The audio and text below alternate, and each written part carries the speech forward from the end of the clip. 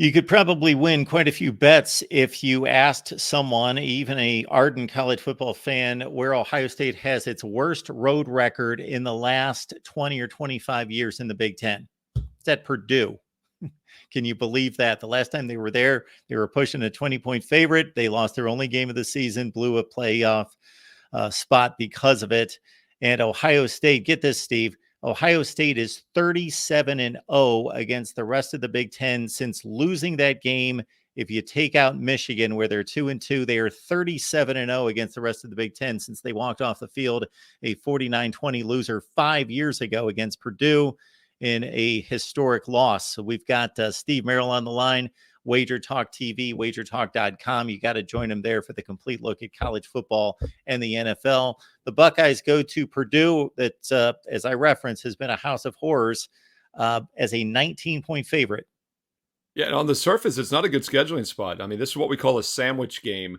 Not only did they beat Maryland last week, a front door, we talk about the backdoor cover and how Maryland had backdoor cover potential. And that's one of the things that concerned me in that game was that Maryland was a really explosive passing attack, could get that garbage touchdown late. The exact opposite happened. The game was close, and Ohio State got the front door cover, we'll call it. They won by 20.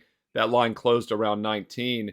Keep in mind, the week before, a fortunate win, in my opinion, at Notre Dame, and then a huge game on deck next week at home against Penn State. So on the surface, this is not a good scheduling spot for Ohio State. And Purdue has 10 turnovers their last 4 games. They've only forced 1 in each of those. That's why they're 1-3 straight up in ATS. So with that said, I think the scheduling situation does favor Purdue. However, my database simulation, 10,000 games, has Ohio State winning by an average of 21.5 points. So the line is a little short, but I think that adjustment has probably been correct because on the surface, could be a little bit of a dangerous spot for Ohio State. They need to come focused here. They're a really good football team, much better on the defensive side of the ball this season, and that'll probably be the difference in this game. But yeah, a big look ahead to Penn State on deck next week.